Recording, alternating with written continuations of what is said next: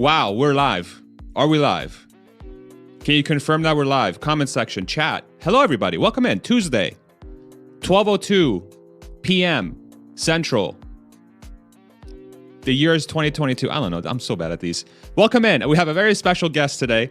We're going to have a really good time talking with probably one of the greatest mustaches that has ever walked the face of the earth.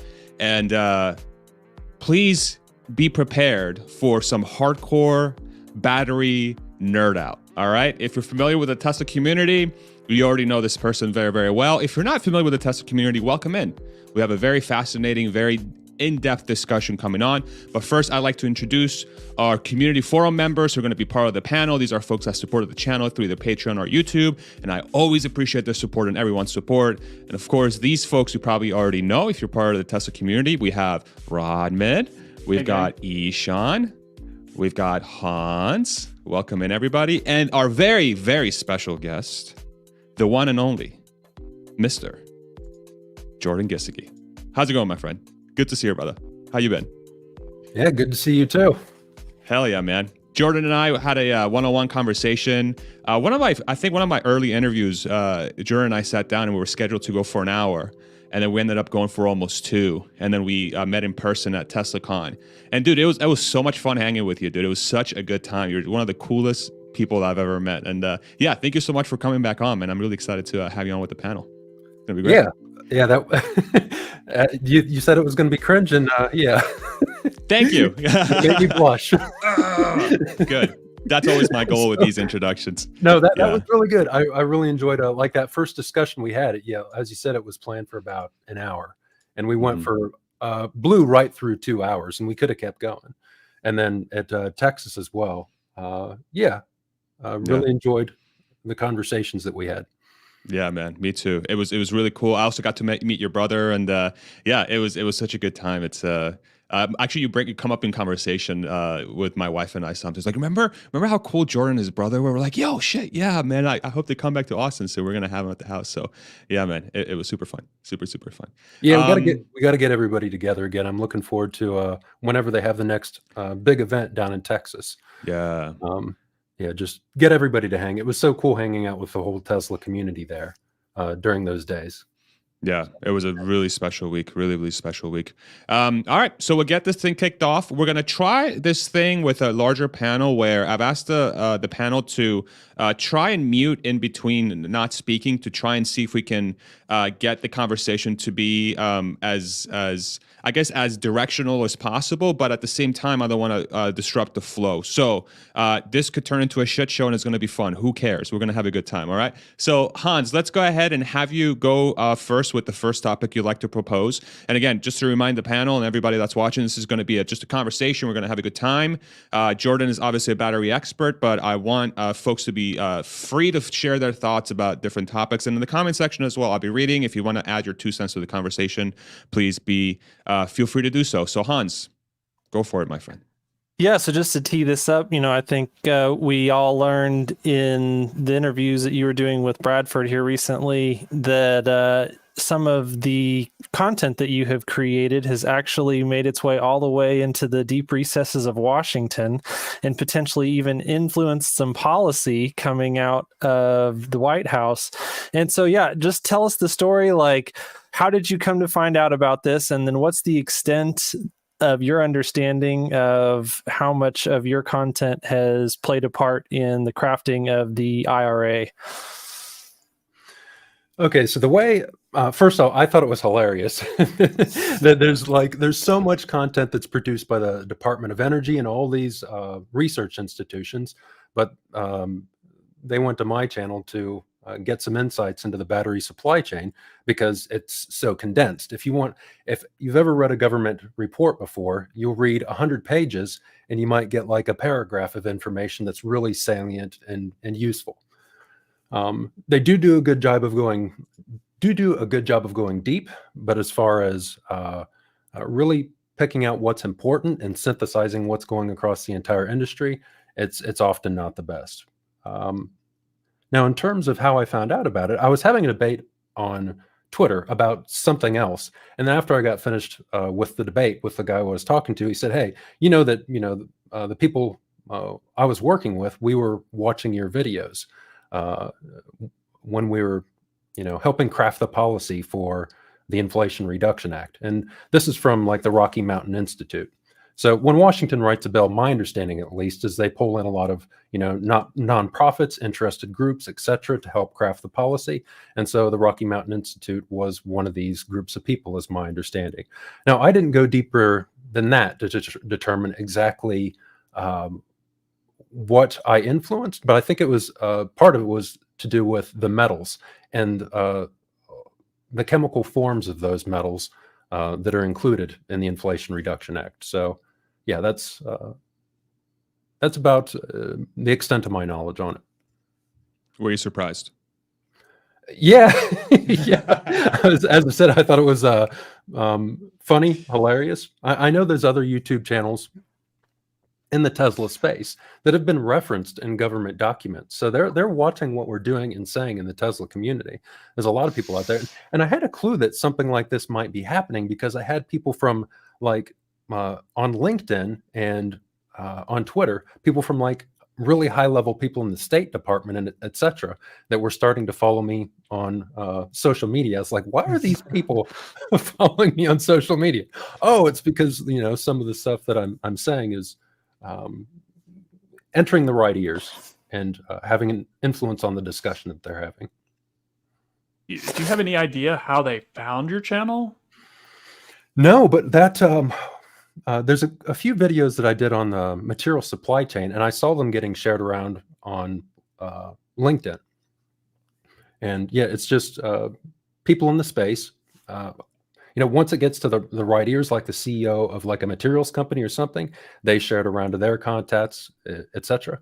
So, what do you think the likelihood is that Shirley Mung actually kind of seeded that into those circles? Well, she's posted some of what I did on LinkedIn, and there's, it's get hundreds of likes, and she works for Argonne National Laboratory. And I know when she goes to conferences and stuff, she's told people to, somebody would reference an article from the New York Times and she'd be like, no, go watch The Limiting Factor. So, that's awesome. Yeah. How many people do you think in the government or related circles are actually part of the community? I mean, there've got to be some. There's quite a few. I know there's a lot of people in the oil and gas industry that are really passionate about Tesla, but they're not that public about it because it's probably a career limiting move. So, yeah. So instead of the limiting factors, like the limiting belief or whatever in this case, right? That was a terrible joke. I'll sit myself out here. How do you, so based on the actual, the crafting of the bill, I don't know how deep you've gotten into sort of reading through it and seeing what it does. What do you think of the bill itself? Like, what are your thoughts around it? In terms of its, it probably shouldn't be called the Inflation Reduction Act. It should be something to do like the climate bill or something like that. And Bradford Ferguson, he's done a good job of explaining it's more of a Green New Deal light or something like that, where it's as far as I can tell and what I've heard in like the mining community and stuff, it goes a lot farther than any other legislation that's been passed in other parts of the world to encourage people to come to the U.S. and to build cell manufacturing and production here in the U.S. And if all of our assumptions about that bill or those provisions are correct, then there's going to be a massive influx of battery manufacturing, refining, talent, et cetera, that comes to U.S. And as you know, as we saw with China, scale begets scale. So if we can start building some scale here, you're going to have more people come to be part of that, which is going to draw other people in, and it's going to act like a flywheel. So I think that's probably the most important aspect of it, is that it could act as a flywheel to really get things moving on raw materials and batteries in the U.S. Okay. And on from the Tesla side, from an investor side, if all of this is correct and all these tax credits are correct, my God, Tesla's just going to be creaming it. The amount of additional margins and profit that they're going to be getting from this, because it's It involves the entire supply chain, and Tesla plans on getting involved in the entire supply chain so they can, like, one way I view it is that, if they get a $45 tax credit on the batteries, and this is supposed to last until 2030, Tesla's batteries are probably only going to cost like $50 to $60 per kilowatt hour at the pack level by 2030. And even that might be overshooting it. So Tesla might be getting its batteries for free that it puts in its vehicles by the time 2030 rolls around, which is the most expensive part of an electric vehicle. That's nuts. So this is a tangent, but just wanted to pick on, from an outsider's point of view, the whole nomenclature of the Inflation Reduction Act, right?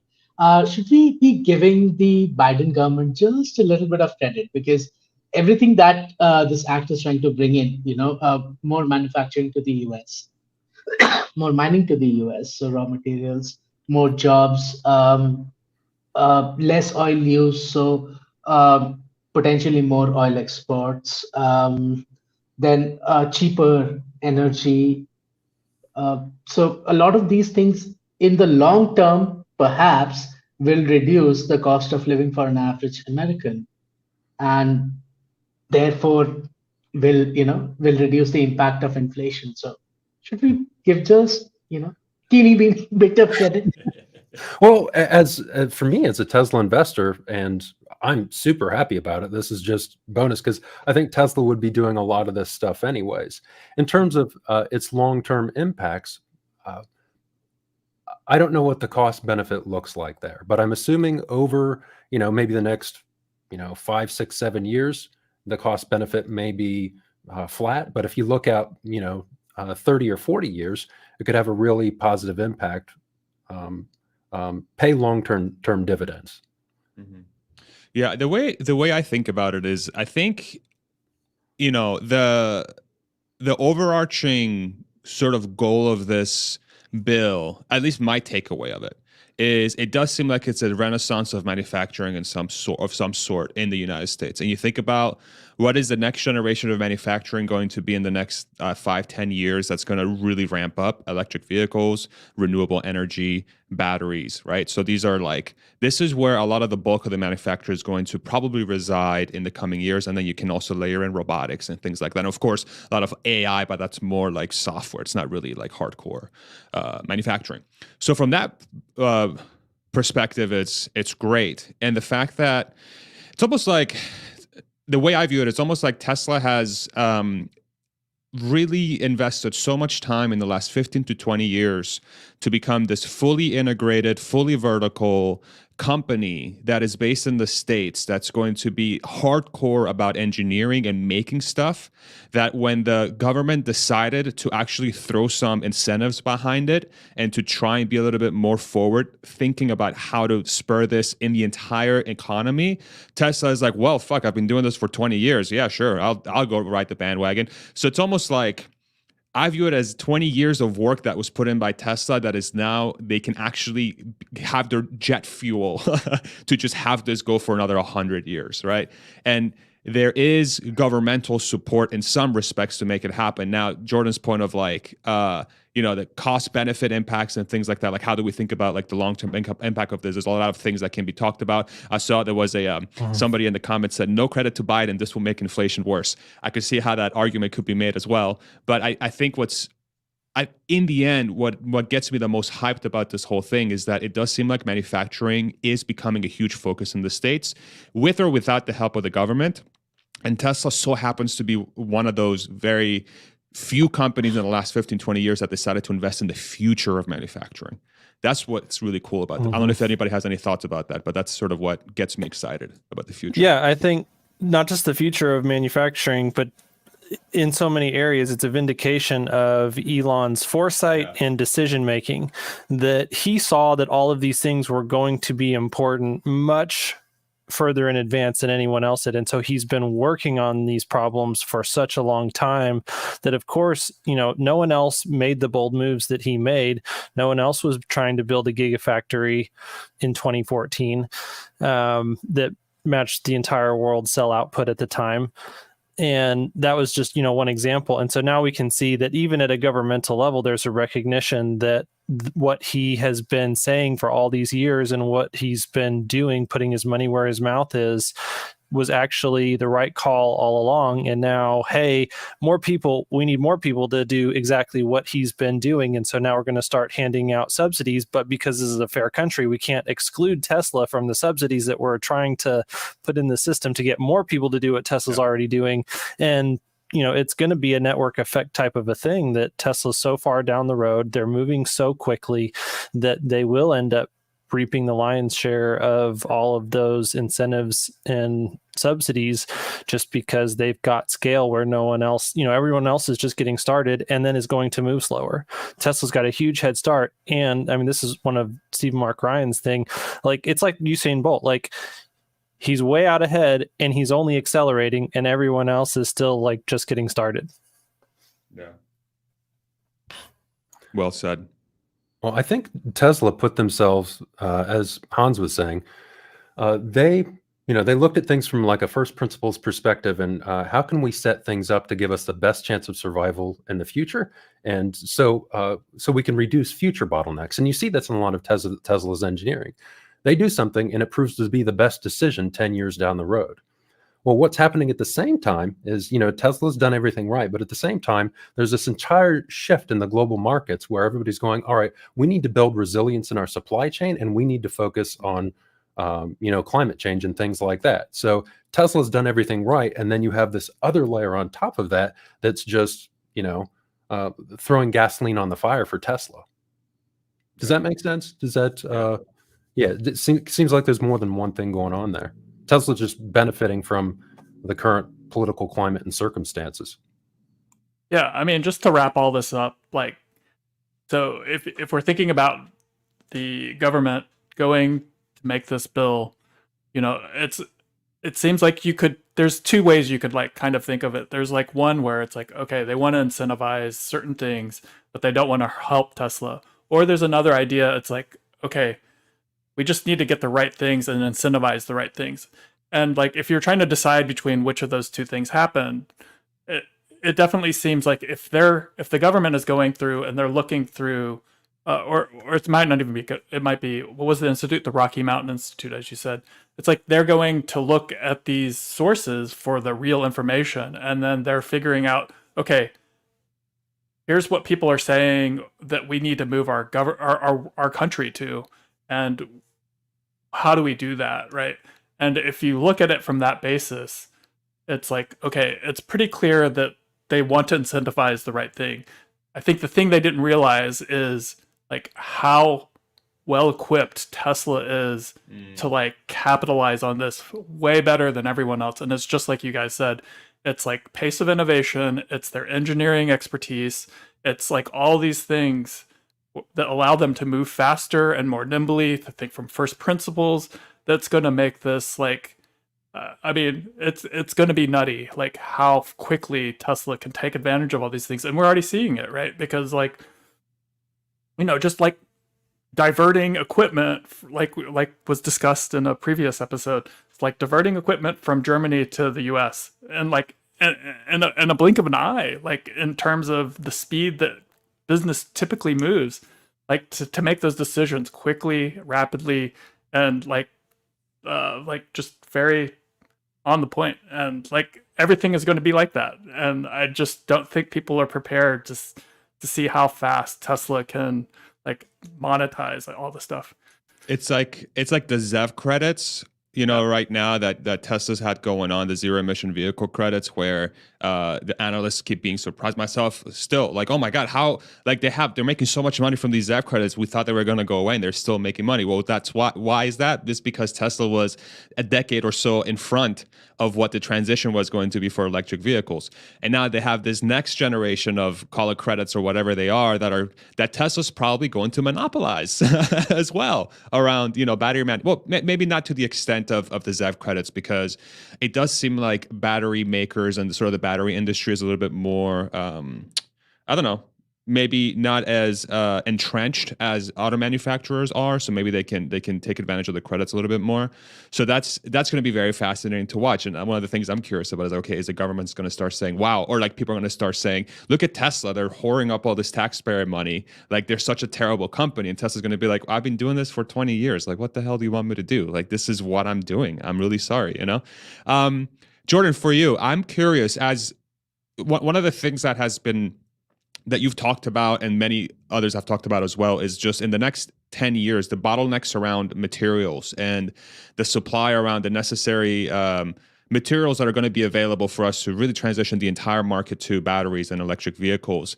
There are bottlenecks in multiple places. How does the sort of shift towards the U.S. manufacturing for batteries change the equation for you? And does it at all? Is it irrelevant within that picture? I'm curious to hear your thoughts around that. Well, I think all these organizations were moving as fast as possible, because if you look at the margins that some of these companies are getting right now for like refining, for instance, I think they're already moving as fast as possible. What I really need, or what I really want to see in terms of the acceleration of U.S. mining and refining is reforming the legislation to make that go more quickly, because it's just a mess. It takes like 10 years to get a mine going here in the US, whereas in other countries it's more like 2 years. So I don't know how that's going to play out. Now, I forecasted like a few years ago, I thought, I had an inkling that once the world started tilting towards EVs, et cetera, and they realized how many materials required, that we'd see something like we see with this Inflation Reduction Act bill. But the thing that I was really hoping was the end state was an improvement to, what's the word I'm looking for? Regulation. Yeah, mining regulation. So in terms of the split between mining and refining, I think the U.S. is well set up to do a lot of refining here, but it's so Tesla can ship materials from all over the world and bring them into like Texas, for instance. And it sounds like they already plan on doing that with, it sounds like they're building a lithium hydroxide facility like on the coast of Texas so they can ship materials directly in. And, but, you know, we don't want to ship those materials around the world. We want to minimize that as much as possible. We want to get them from the US. And there's a lot of different ways to do that. They could do hard rock mining, but Tesla, there is a potential there for them to go a more unconventional route and tap into like brines or you know, old oil refining fields, tapping into those and sucking the brine out there. And I think the regulatory hurdles would be less for those because it wouldn't be as destructive environmentally. So I've gone about 5 different directions there. So hopefully that kind of answers your question. You're good, yeah. So yeah, follow up on that. We've talked about how a lot of people, at least helping shape policy, have been sort of taking from this community or taking ideas from this community. Why do we still not see like a push towards easing mining regulations or making it easier in the US as part of not just the IRA, but the bunch of acts that, you know, have come live? Obama at one point, he said, there's always things that you want to do in politics, but it's like a football game. You have to wait until the play opens up and then you run the ball. And I think that's a lot of what we see with things like this, whereas I've seen a lot of organizations trying to get mining reform done in the US, that they produce little PDFs and things like that with nice little graphics explaining exactly what needs to happen. But it doesn't happen until it's politically feasible or until they can, you know, insert it into a bill somewhere and cover it up with something else. Mm-hmm.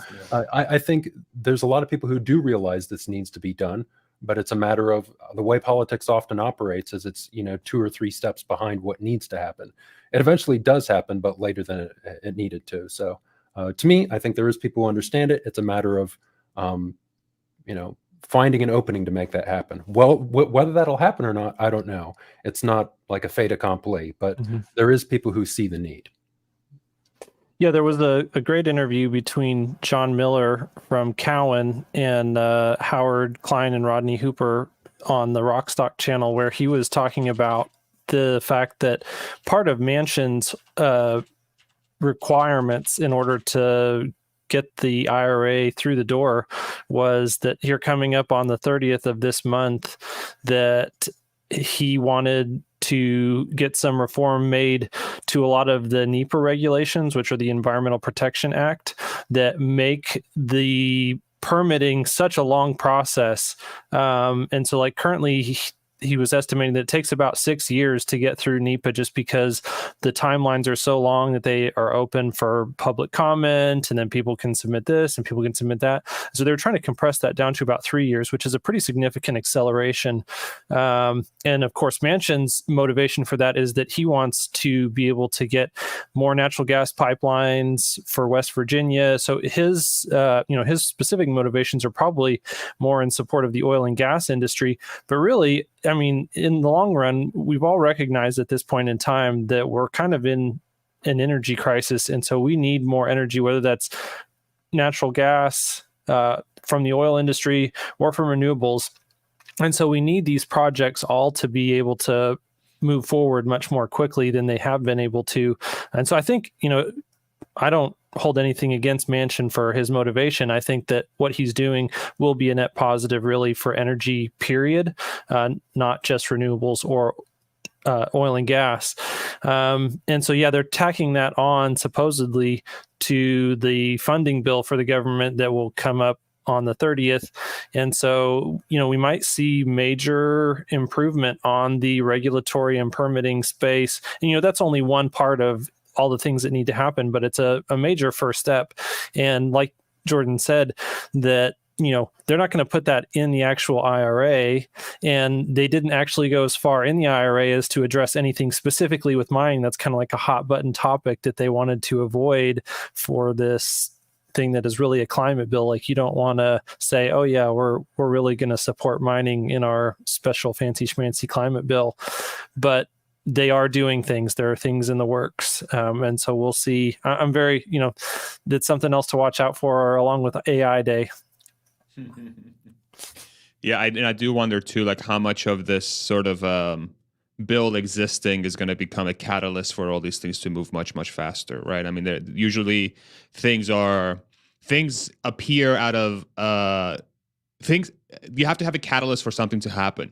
It's very rare that humans are proactive in their approach, and I think even this bill, you can make an argument that the reason why it even exists, that the reason why they call it Inflation Reduction Act, it's because they had to do something to try and bring a supply chain locally. And they identified the battery and the EV transition as one of those next generations of industry. And they're trying to, get ahead of it, trying to nip it in the butt, per se. Yeah. I always think back to the Tim Urban Wait But Why article that dove into Elon's thinking. And I can't remember if it was in the Chef and His Special Sauce blog post or if it was one of the other ones related to SpaceX or Tesla, but he specifically called out that Elon knows that in order to get something done, you have to create an economic forcing function. And that's what he has done. And the way that he did that with Tesla and the way that he's doing that with SpaceX are creating the massive catalyst for change across those entire industries. But this bill is also creating an economic forcing function that will do a lot of the things. It's a lot of carrots, not very many sticks. And, there's a lot of people who are going to have now vested interests and a lot of money to make if they can execute on a specific set of plans. And so, yeah, looking forward to seeing how it works out. I mean, the government's also not known for being able to predict the second and third order effects of their intended policies. So, there's a lot of room for things to go poorly here as well. But, we'll just kind of have to wait and see. So optimistic, Hans. Jesus, my goodness. By the way, people hate the way you breathe for some reason in the comments. I don't know what kind of feedback that is, but they don't want you to breathe anymore, FYI. Rodman, go ahead. So this is really interesting. We're talking about policy stuff, and I think all four of us or five of us here are basically engineers, right? We're coming from that background, and Tesla and Elon have solved sort of this whole how to solve problems through and find the bottleneck, and these are just more engineering problems, the way I see it, like these policy problems, right? It's like there's different people who want different things. And like, I think what could be really interesting is if, like there's people applying these same principles, like how do we get this stuff through? How do we get this stuff through faster? And it seems like some of it's happening, but like how much space is there for like disruption, like on this kind of like policy making and like execution of policy, right? So, I mean, I think that's actually something that could be an opportunity for Tesla. I don't know. Yeah. And not just with EVs, right? I mean, the IRA actually has a lot of incentives for solar manufacturing, for stored energy, battery storage, etc. So across pretty much all of Tesla's lines of business as of today, there's, I mean, with stored energy, it's almost what, 30%. So that pretty much directly falls to the bottom line. So I mean, at what point? Here's a question: at what point does it become better or more useful for Tesla to divert batteries from cars to potentially energy storage? What do you think, Jordan? Do you have any thoughts around that? That's an interesting Well, question. yeah, it is an interesting question because generally what I try to look, everything Tesla does through the perspective of how do we accelerate the world's transition to sustainable energy. So I think they've prioritized vehicles for a reason, and they've explicitly stated that. Now, I haven't done a lot of thinking as to exactly why that is, but I'm assuming it's because they think that it's better to put those batteries in the vehicles to accelerate the world's transition to sustainable energy. And it might have something to do with what Hans and Rodman were talking about earlier about creating this forcing function. If everybody starts driving EVs, they go, oh shit, this is awesome. Everybody should get EVs. This is like, why didn't we do this earlier? And as soon as people get EVs, that generates a need for energy storage, electricity. And then politicians start driving these. And it's just, I think it creates second, third, fourth order effects throughout society, having people in these EVs. And then any excess cells that you have, dump those into energy storage, which is what Tesla's doing. Yeah, one of the basis for this question was, what's happening in Europe today. A lot of heating and electricity production in large European countries, Germany, and a few others, that actually comes from natural gas, whereas, which of course is Russian origin, whereas a lot of petroleum products, it comes from other sources, be it Middle East, be it US, etc. So short term, do you think deploying batteries as a resource for energy generation and storage over vehicles in in a very atypical scenario like where Germany is today might make more sense? Well, I don't know what their need is. I imagine the amount of battery and solar storage that Tesla can deploy is, and this is my guess, it's a drop in the bucket compared to how much energy Europe actually needs. So 40 gigawatts is just nothing when you're looking at like 20,000 terawatts on a global scale. So I don't know. It's something I'd have to look into and crunch some numbers on. Actually, in parallel with this, there was a comment, and I do see a couple of super chats. Y'all, thank you very much. I'll get to those here once the conversation sort of shifts towards that direction. I do want to make sure the flow. I'm prioritizing the flow of the conversation, but I really appreciate everyone's super chats here. On top of Farzad's comments, and this was sort of posted a few minutes ago, but we were sort of talking about the surplus of batteries that are starting to exist, and this is from Digital Blade California, I guess. Digital Blade California, a long-time supporter of the channel. Thank you. On top of Farzad's comments, can Jordan speak to Martin Viecha's comments that they are no longer resource constrained, including batteries? So this is an interesting moment in time now where potentially sort of what Ishan is describing now, where it could make sense for us to go away from EV. Well, like really start prioritizing energy storage because of the different forcing functions that are existing around this bill, and the fact that Martin comes out and says, hey, guess what, we don't have any more problems now. Your thoughts, Jordan, and maybe we'll turn this into a topic of discussion as well. Oh, that was a little party time for me when I heard Okay. Martin I say figured. that. Like, yes, because this is something I was hoping would happen. I was like, all right, if Tesla can leverage the battery supplies of enough suppliers for the next few years, even if they don't get their own in-house battery cell manufacturing rolling, which I'm not saying that won't happen, but if they can put them in a position where they can grow 50% a year just with outside cell supply, or even get beyond that in the next year or two, because that is possible, then that's it's going to mean that Tesla can grow their vehicle business as quickly as they want to, as well as start investing a lot more into the energy storage business. Yeah. So yeah, for sure.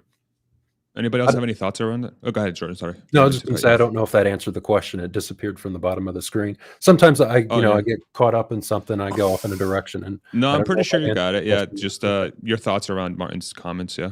Oh, and resources constraints. So it's important Yeah. to note that this is just probably over the next. This is short term, so this is probably the next year or two.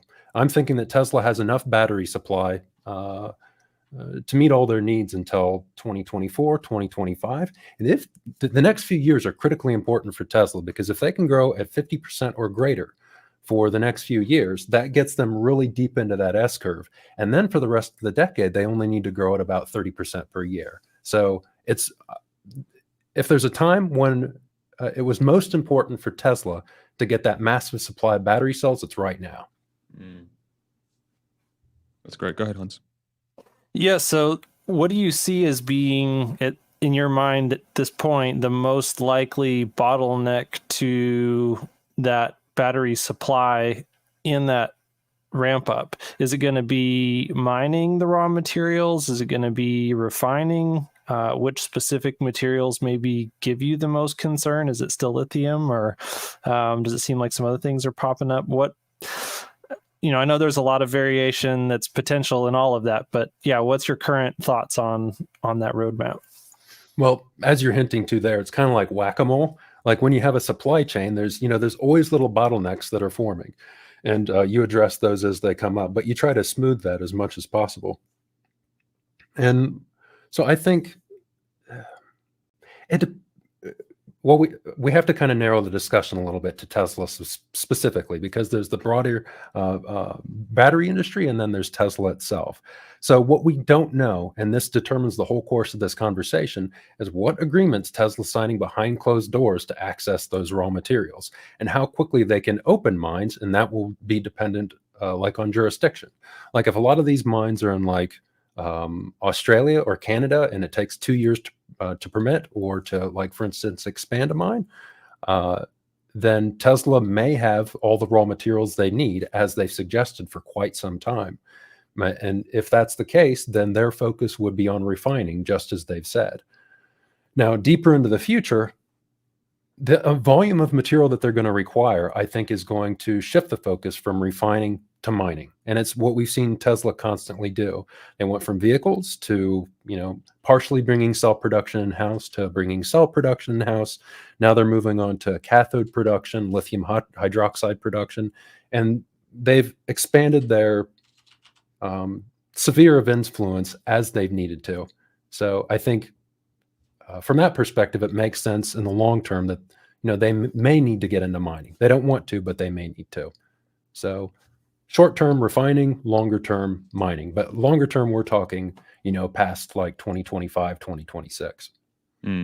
And then along these lines, actually, there's a comment that was dropped, super chat, that was along the lines we're talking about. Thank you again. Thank you, everybody that's dropped super chats. I want to make sure that it fits within the flow of the conversation.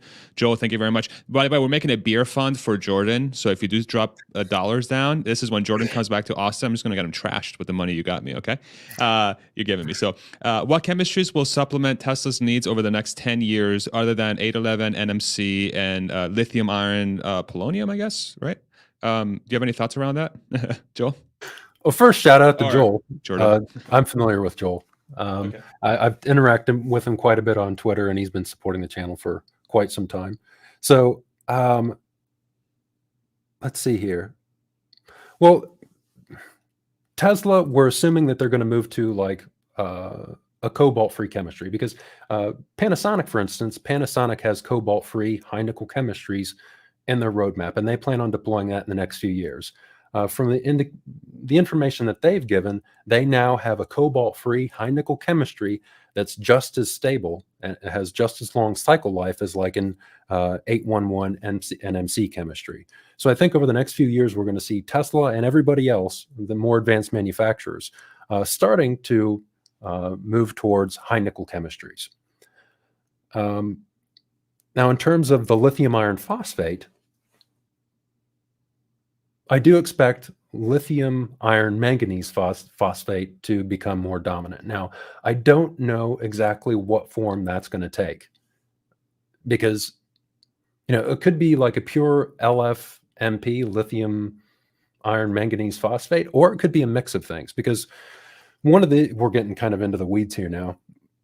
One of the things with lithium or LFMP is that my understanding is it kind of has like a plateaued voltage profile where it like flattens out in certain areas. And when you're trying to manage the state of charge for a battery, that makes things more complex.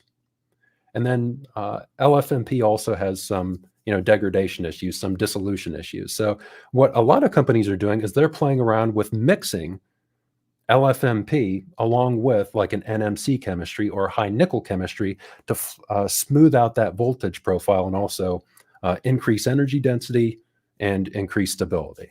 So it's like a hybrid cathode, basically.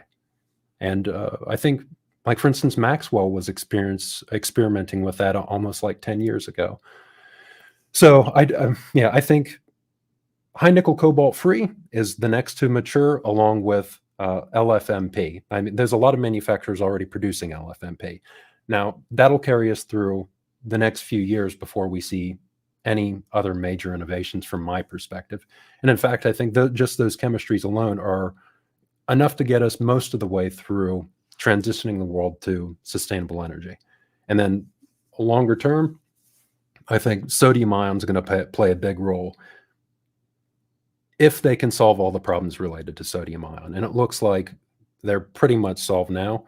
It's just a matter of qualifying and convincing the market that it's a viable route. Got it. Anyone on the panel wants to piggyback on that, Rodman? Yeah, I was just thinking about, like, there's been a lot of talk about lithium versus sodium, lithium being the smaller ion. Like, what do you see as the advantages of, or what is the sodium side saying is their advantage to this whole approach, or different chemistry, I guess? From my perspective, it's scalability, because sodium is so much easier to access. And I think the US has ridiculous, I think the biggest reserves of sodium in the world by orders of magnitude. Of course. Yeah. And then that's the prime thing. Yeah. Now, people also point to like the fast charge capabilities of sodium ion. But it's like, well, lithium ion is constantly improving in terms of fast charge, and it's not necessarily the chemistry itself that's limiting the fast charge ability of batteries. A lot of it's to do with like the supercharger network, etc. So by the time sodium ion gets rolling, I think fast charge will be solved for lithium ion batteries. So to me, it's not, right now it seems like a viable argument, but you're comparing a cell chemistry that's on the market in cars at hundreds of gigawatt hours of scale versus something that's just coming out of the lab right now. And that's not a fair comparison. So my concern would still be, okay, so you're dealing with lithium versus sodium, which has an inherent weight advantage, right? Because each lithium ion is going to be much lighter than sodium. Well, there's a bit more to it than that, because you have to look at the entire structure of the cathode. Okay. And if you look at the energy density of sodium ion cathodes, I think in terms of energy density, they're comparable.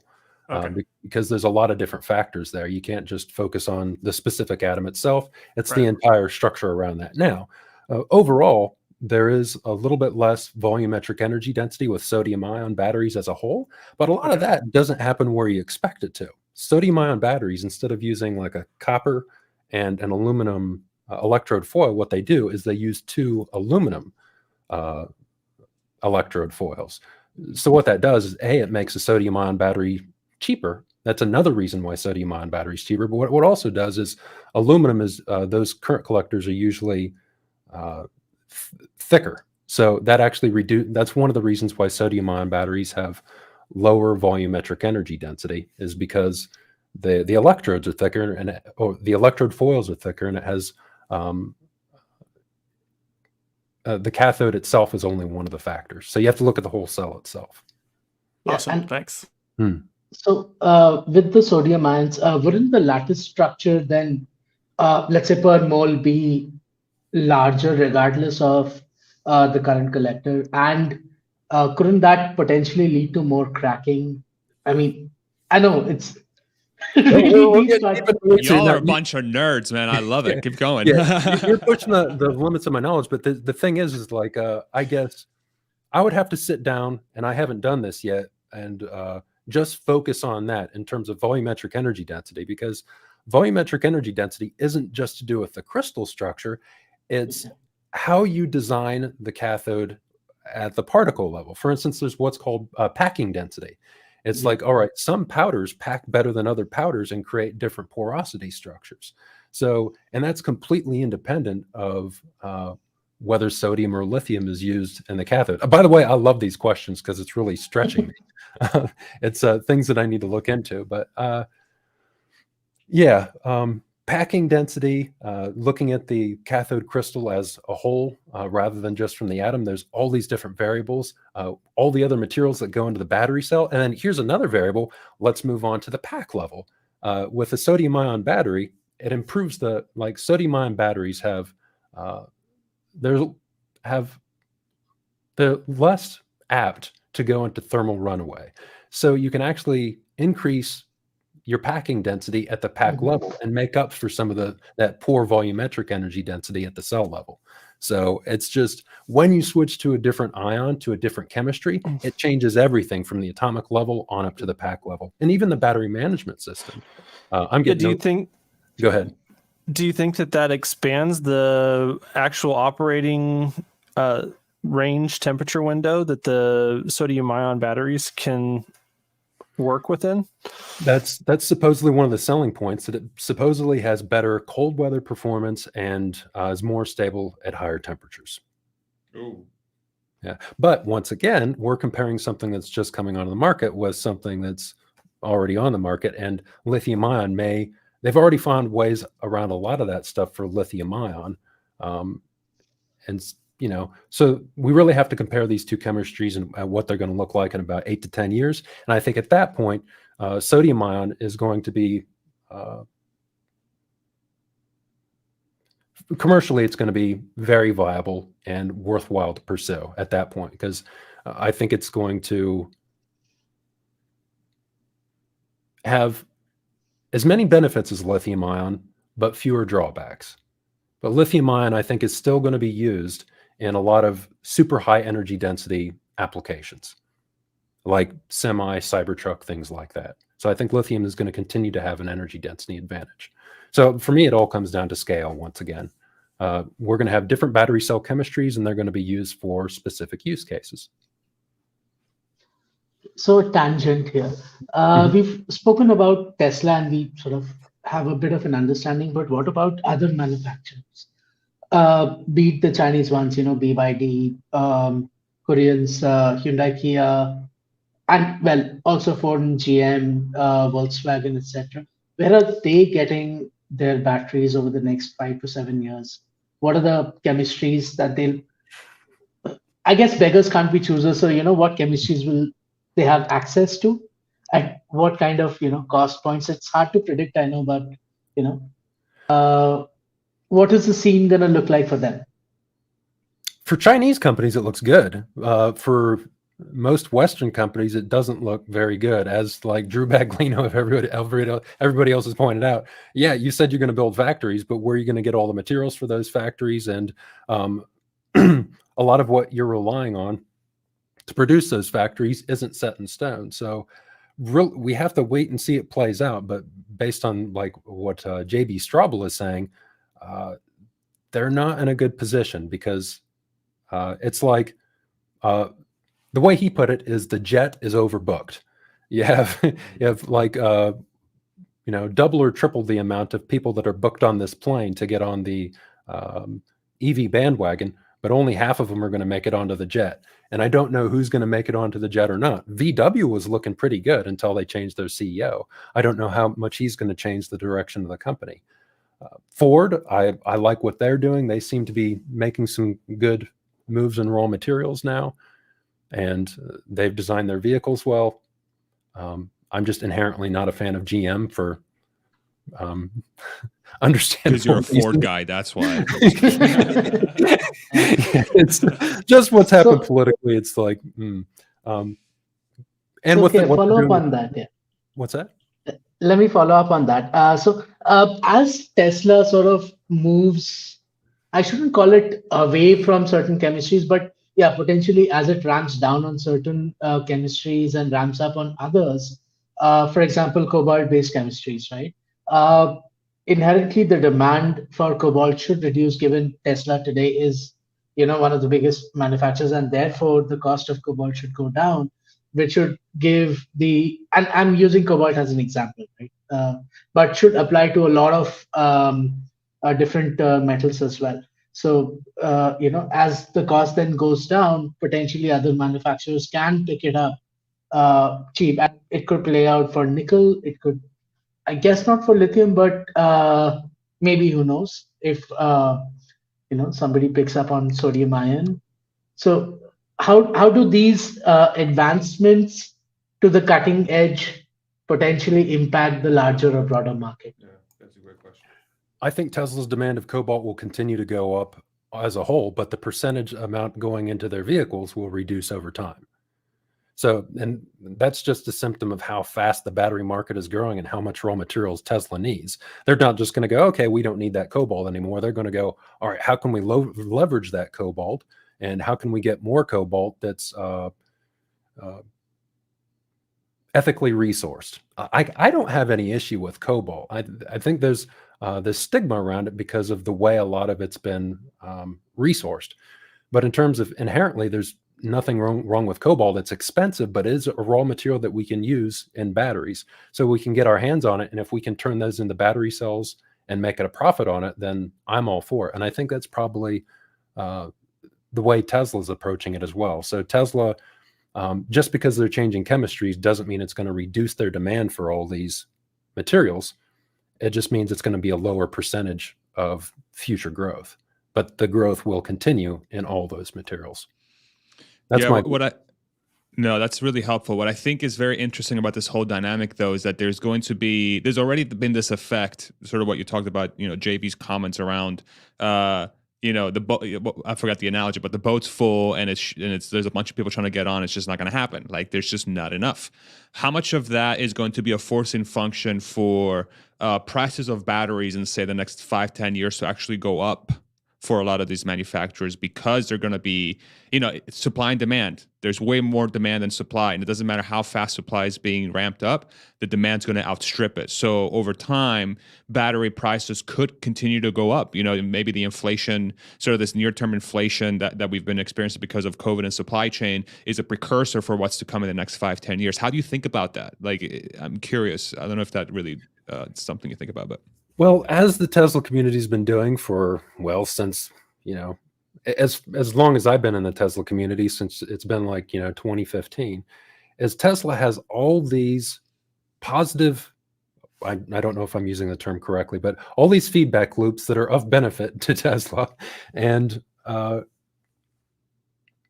that's continuing to work in Tesla's favor, whereas all the other auto manufacturers, it's working in the opposite direction. Tesla has better margins because they're a better manufacturer, because they sell directly to customers. And there's all these reasons why Tesla can afford more for battery cells. And it works in the exact opposite direction for other auto manufacturers. So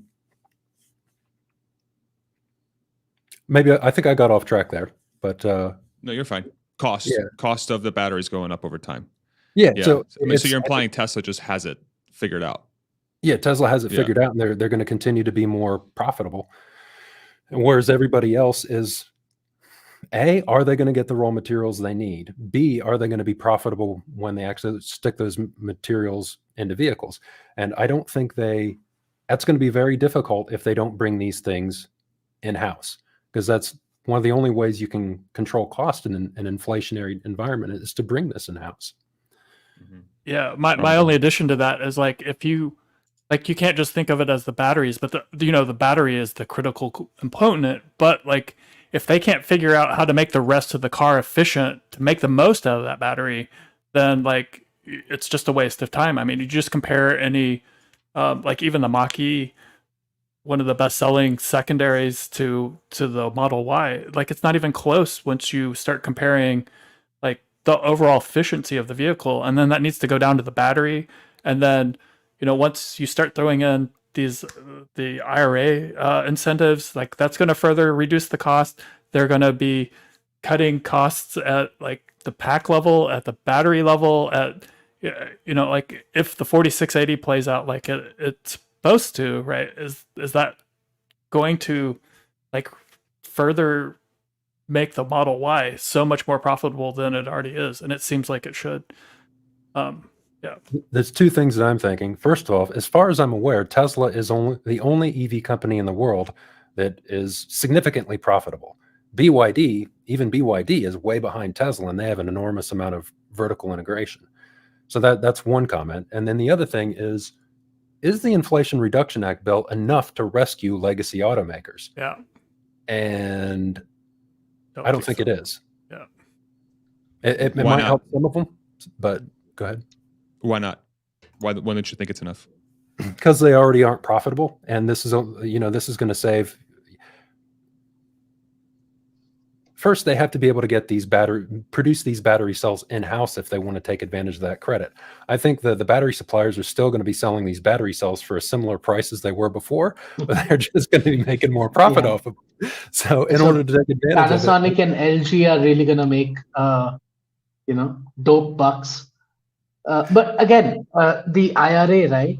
And again, just an opinion, but the benefit that somebody can take from IRA is directly proportional to the volumes, right? And Tesla by far has the most manufacturing volume in the US and is building it at the fastest rate. It's just the Usain Bolt example, right? So, and I also expect that the IRA, these benefits will not last the length of time that is being pictured at this point in time. 2-3 years down the line, they're gonna realize that, hey, oh shit, this is too expensive for us, and they're gonna cut it short. So I would probably say that it's, even if we say that the lion's share is going to Tesla, I think is understating it.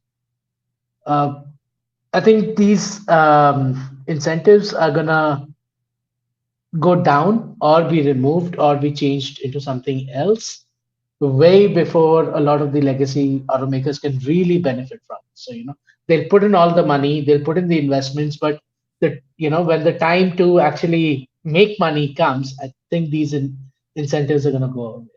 That's an interesting point. Yeah, that's a super interesting point. It's like if Tesla like takes so much advantage of it, people are going to be like, oh, it's going to the wrong people.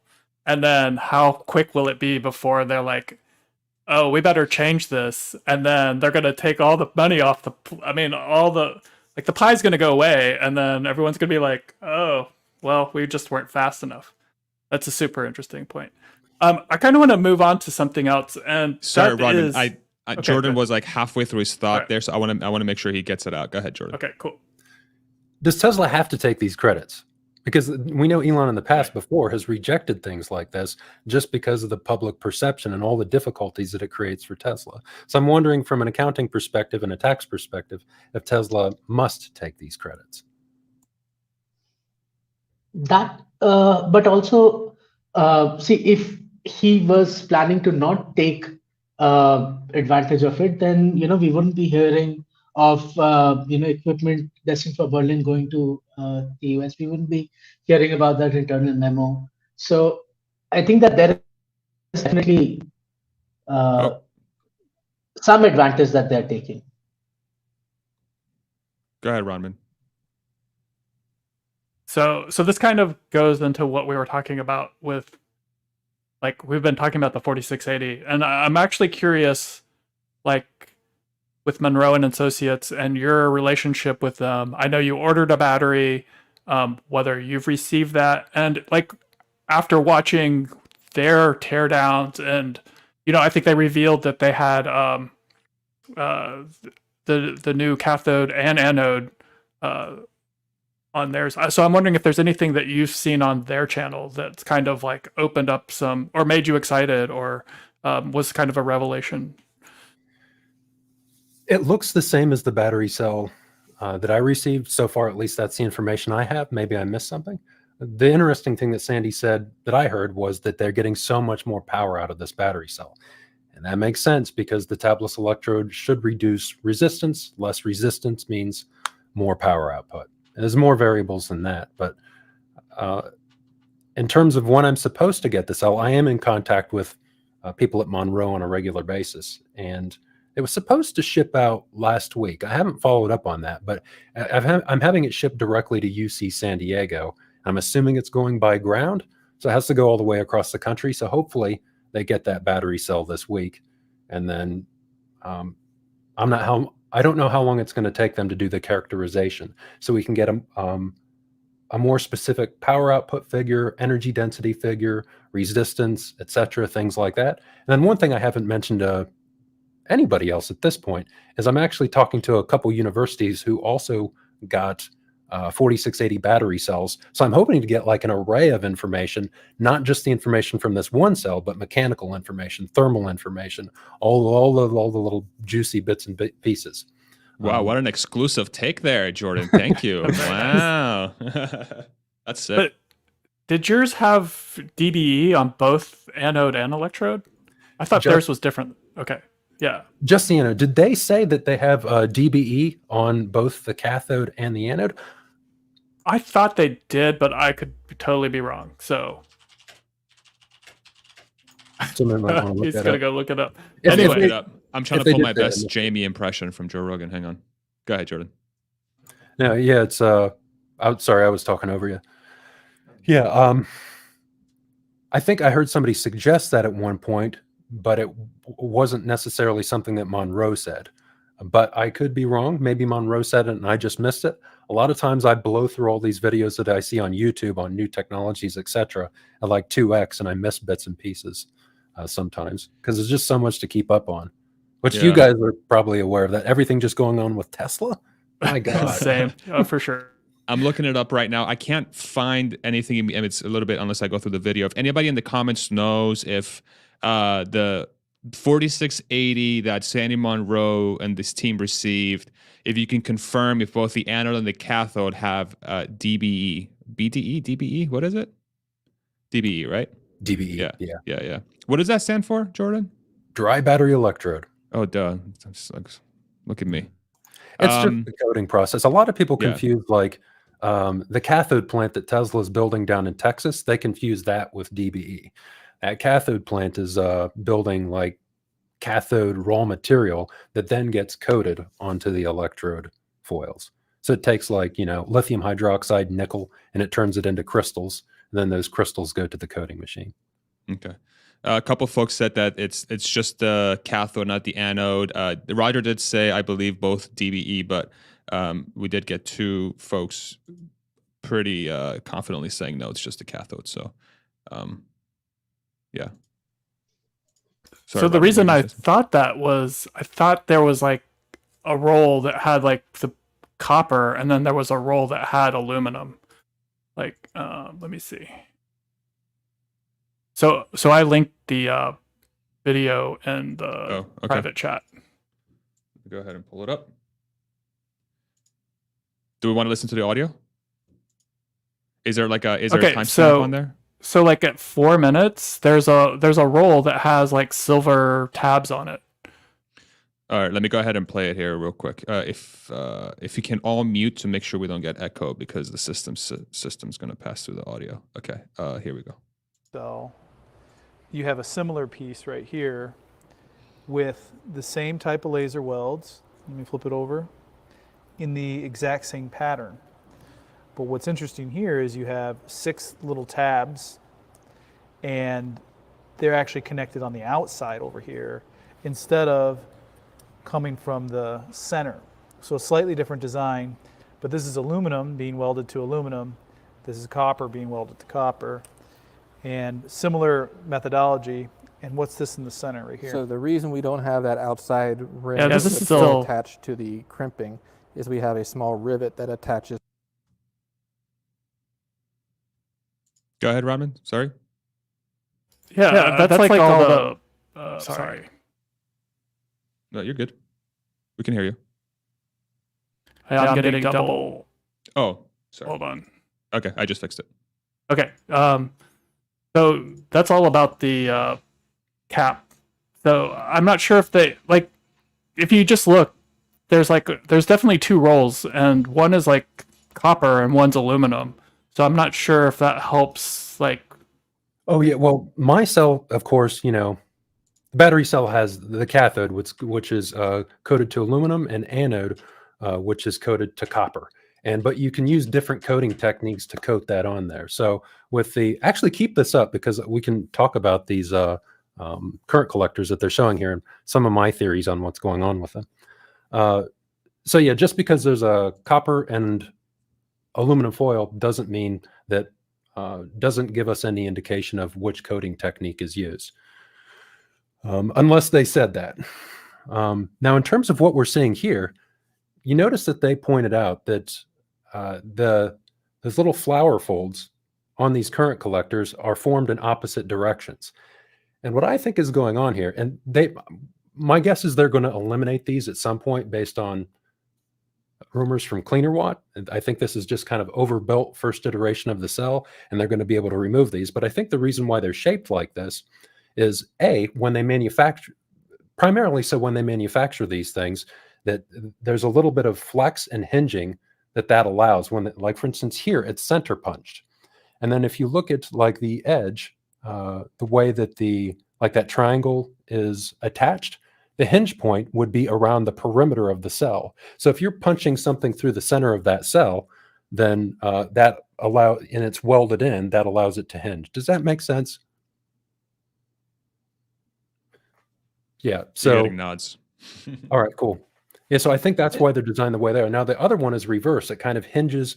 Those triangles are attached in the center, and the terminal of the cell is around the inside. So it hinges from the inside of the cell to allow that crimping action to happen and allow that to kind of fold down and over. I think it's important. So on the aluminum one, you can see that it has the most amount of ability to flex right there at the center, and the aluminum one is connected to the top of the cell, which is then welded to the little dime tab on the top, and then at the bottom it has the most ability to flex at the edge, which I'm assuming they're connecting to the outer edge at the bottom. Exactly. You articulated it better than I did. That's exactly what I was saying. Cool. All right. Anybody want to piggyback on this train that we're on right now? Go ahead, Ronan. So just to go back to this. Okay, so if you go to like 2 minutes and 23 seconds, he's showing I assume that flat black piece is DBE, right? Yeah, that's the coating. Okay, and that's DB. That would be DBE. So there's another one. There's another roll like that, a jelly roll, that's like made out of a different that has like a different trim. So if you go to, let's say, it's worth noting from visual inspection, like just looking at a cathode or an electrode that was formed with a wet method or a dry method, they look the same when you look at them. Oh, I see. Okay, that's what I didn't understand. Okay. Yeah, there's no way to know. Under the microscope. Got it. Yeah, and even with a microscope, it's difficult to tell the difference. So that's why we did both. We did scanning electron microscope imaging plus a chemical test to verify that it was DBE. And even then, it's not like 100%. That's like 99% sure. To really get a feel for whether it's DBE or not, you need some sort of spectroscopy to determine exactly what the binder is made of within that cathode material. So I'm hoping to get that with the cell from Monroe. Well, that helps. Great. So These are good questions. segue. There's other people that have these questions, so I'm glad you're asking this stuff. So segue to the anode here. You'd mentioned in one of your videos, in fact, quite a few of your videos, that DB on the anode would be simpler compared to the cathode, but we see that Tesla's implementing this in production in the cathode first. No, the reverse. Yeah, the reverse. They're putting it on sorry. the anode first. The anode, sorry, my bad. Yes. So you'd mentioned that probably doing it on the cathode is easier. Well, there's I talked to some other battery scientists after I released that video, and there's a good discussion about, all right, what's more important, and then what's easier or what's harder, because those are the very different things. So from my perspective, it's more important to get that anode coating laid down, because it's the anode thickness is it's harder to create a thick anode with a wet process, because the materials start separating. It's usually like an aqueous based process, and it starts separating. And that's why NPower is talking about coating both doing two slightly different layers and keeping those from separating. So from my perspective, it's more important to have that thick anode, and that way you can make both electrodes thicker. And you can also do that in one coating pass. But Tesla. So go ahead, please. Yes, I was going to say that Tesla is strangely, they're having more difficulty with the cathode than they are the anode. But everybody thought the anode would be more difficult because the binder typically breaks down at around 0 volts. So it was a surprise to see that they solved the anode first. But go ahead. To your point, could it also be that anode being the limiting factor, pun intended? Hey. He said the thing. He said the thing. I was wondering how long it would take. 1 hour, 11 minutes, and 35 seconds in. You get a gold star. Well done. Right. Yeah. So, if Tesla can't figure out the anode, then this entire thing is not going to work. So let's just make sure that we've got the anode nailed down, and then we can do the cathode, which is relatively easy. Well, the cathode is what they're having difficulty with at the moment, but it's not for the reasons that people expected. People thought there would be binder issues with the cathode, but what Tesla said last year was that they had the cathode working at smaller volumes and smaller scales, but once they increased the scale, all of a sudden these issues showed up with the cathode, and they're having issues with it. So that is a concern. Even there's Nobel laureate Stan Whittingham. He said, yeah, I'm confident they're going to solve it, but it may take them some time to solve the cathode issue. But the thing with this, everybody making comments about how Tesla's progressing with the dry battery electrode, I try to give the best analysis I can, my best assessment of the situation. But anybody who says they know what's going on in Tesla, well, nobody knows except for the people working there. All the rest of us are just shouting from the sidelines. So my perspective is, okay, technically this looks feasible, and let's say if they do run into issues, if they can't get it solved this year, what's their fallback plan? So that's the perspective I try to take. But for a number of reasons, I'm confident they'll solve it, but it may take some time. There's an interesting comment here as we were discussing this. So King Ghidorah said, best guess is all their issues are related to speed, how fast they want the lines to run at. What do you think about that?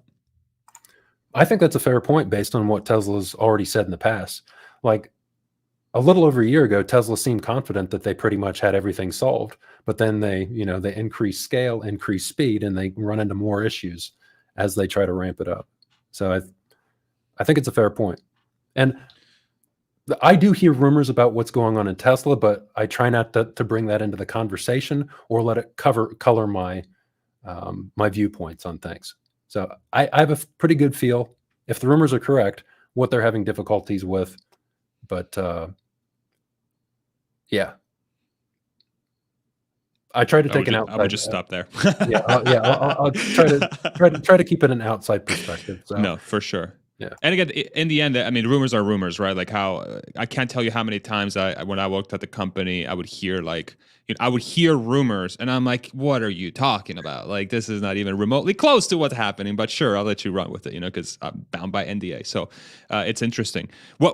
So for a non-technical person like myself, so here's where I feel extremely lucky that I have Jordan on the panel and 3 other engineering folks that are extremely bright, and you guys are talking about all this super nerdy, super important stuff, and it's just community-based. The way I'm ingesting this information as it as a non-engineer but has engineering background is that there's so many different pieces that go into a battery that make it scalable, efficient, powerful, cost effective. It's not it's like 1,000 different things have to go into a battery for it to be the best battery. It's not just switch your cathode, switch your anode, switch the process, it's literally so many different things that go into this tiny little thing. And this little tiny thing, I almost view it as it is a system. It has to be a system. It's not just one thing. It's a system of things that goes into one thing that allows it to be where it needs to be. And that's one thing that I've learned through your channel and others is that regardless of how different technologies are presented or attacked from different angles by different people, they're always like focusing on one thing. Like we changed the chemistry of the thing, or the cathode or the anode. We changed one process, and then we have Tesla here. Their battery day. We're changing 7 things.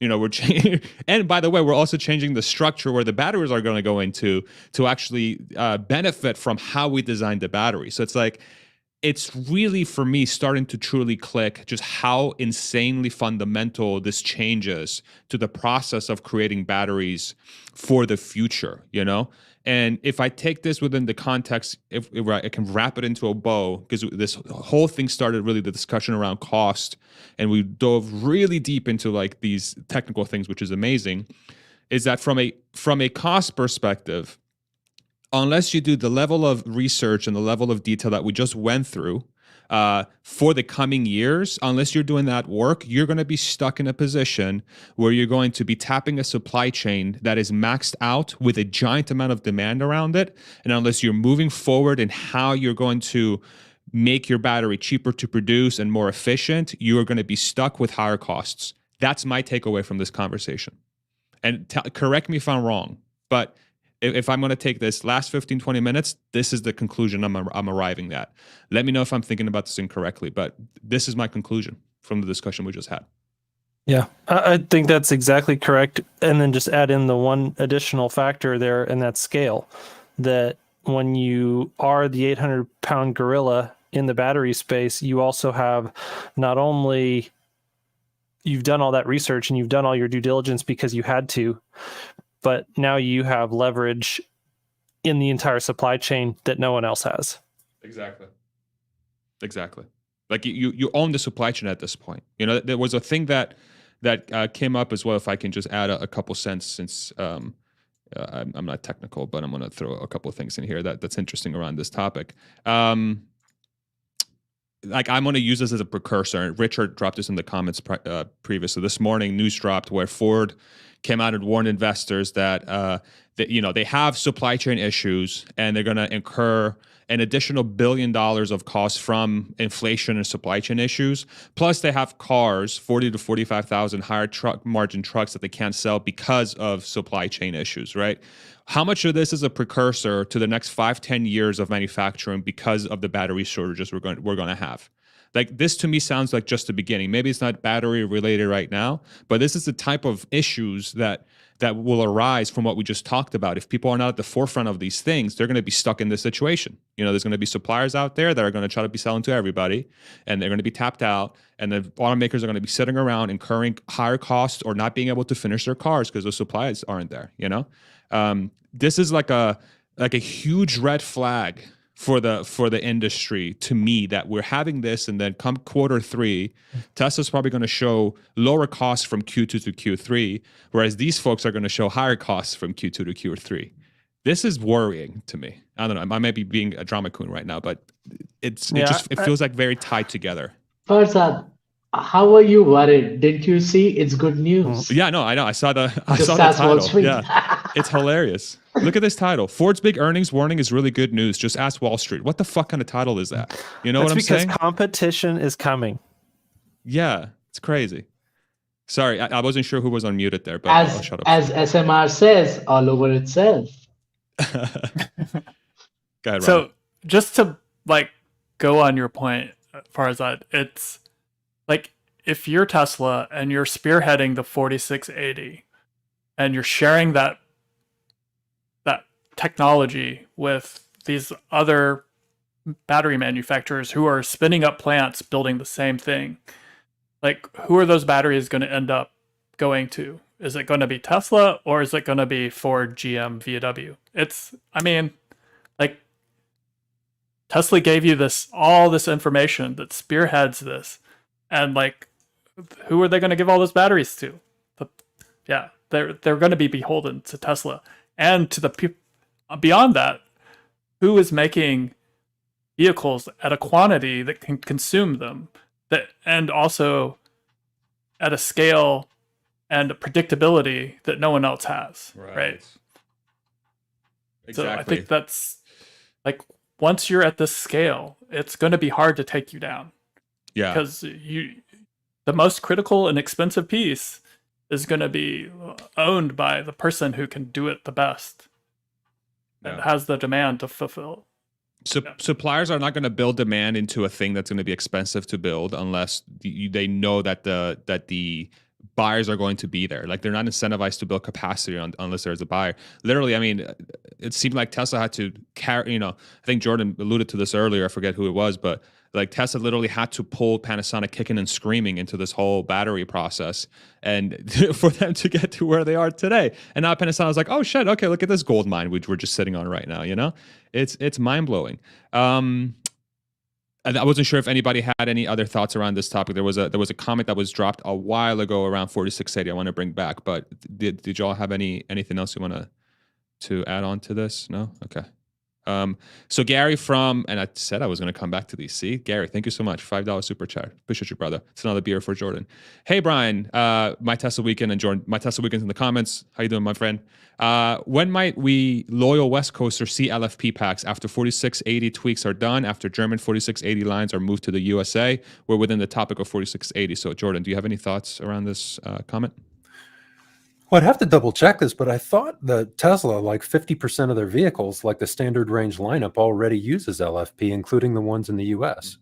Can somebody verify that? But that's at least that's what they put in an earnings report earlier this year. Because at least the timeline for me was almost exactly a year ago, Tesla said they started releasing some LFP vehicles in the US. I think they were just doing a test run. Then they went back to mostly nickel, but then there's an earnings report that said, hey, these are all using LFP battery packs. And then beyond that, I thought a lot of people in Canada were encountering issues in really cold weather with those LFP battery packs. But then Tesla did some software updates to fix it. So I'm pretty sure that the standard range vehicles use LFP. I can confirm. Yeah, cool. I know someone who just received a standard range with the LFP pack. Yeah, so. I believe it's only the standard range Model 3. And I don't know if there were rumors that there were going to be other models moving to that. But I mean, it would be the Model Y, right? But I think it's been 2 years since that rumor was, and like the demand has just skyrocketed too high. Oh, that's I just right. don't see that. Right. This was specifically referring to the Model Y, wasn't it? That is there even a standard range Model Y available in the US? No. Okay. Yeah. So I guess there was for a short amount of time. You see them every once in a while around here, but they're super rare. Yeah. Because I guess also all LFPs are imported into the US from China, right? We haven't really seen any initiative towards LFP production in the US by Tesla. At least the battery packs are imported. Yeah. But I think the cars are still manufactured here. Yeah, I'm talking about just the battery packs. Yeah, okay. Or even cells. I mean, I don't know. The packs are, I think, quite similar to the normal 2170 packs that, from the bulk. But at the very least, the cells are not manufactured in the US as of today. And we haven't heard of any, I mean, the patent expired last year, right? So potentially earlier this year. So maybe now we might actually hear some, but that this is an interesting, Well, thing to talk about. Yeah. I failed to notice this was specific, or it appears to be specifically about the Model Y, which that changes the dynamic for me because I was thinking, Model 3, et cetera, and I forgot the Model Y. They're mostly doing like long range and performance. And I think they're going to continue to do that because they have so much damn demand for these Model Ys that I don't think they're going to be doing a whole lot of standard range Model Ys for a while because, well, A, they have all the nickel battery cells they need based on what they've said. So they may as well produce the higher margin vehicles.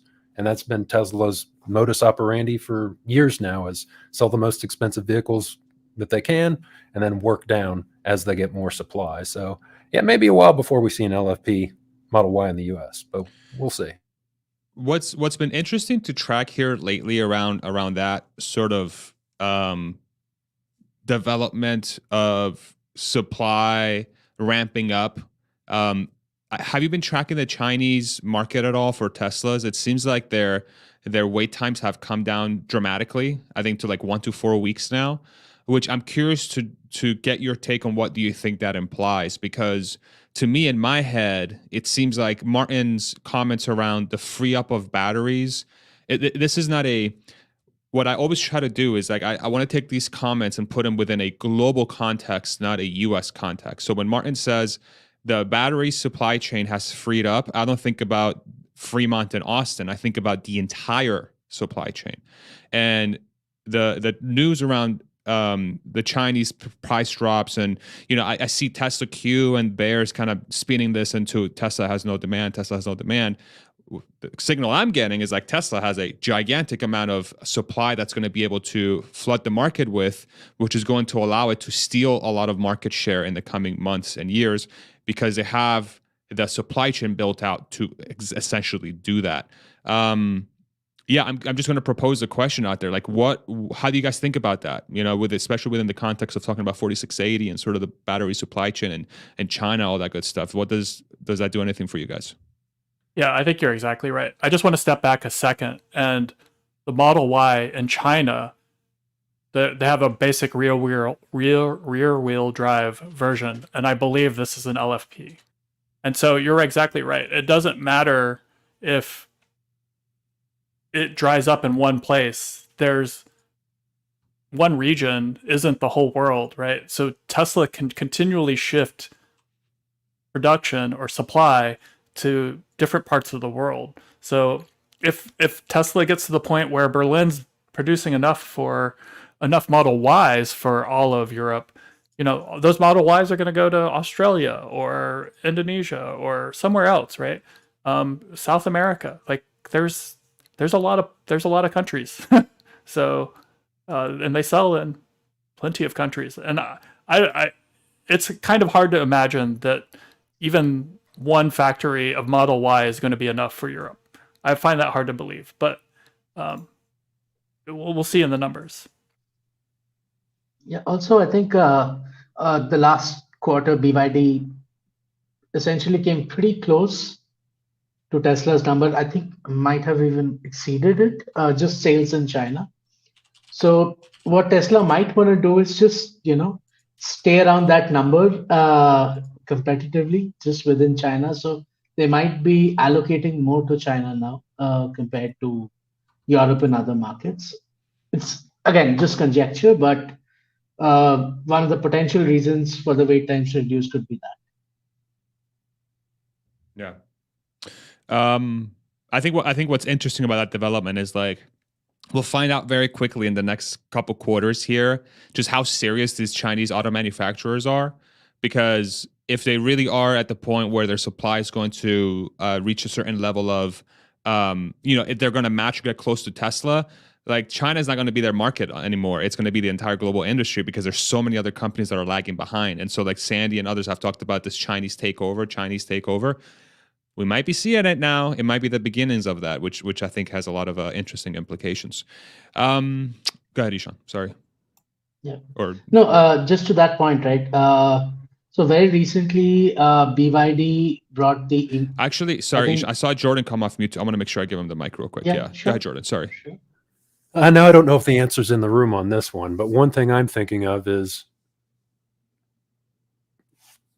like the US and Europe, there's a lot of wealth here. So we can afford these Model Ys, regardless of what trim level that is.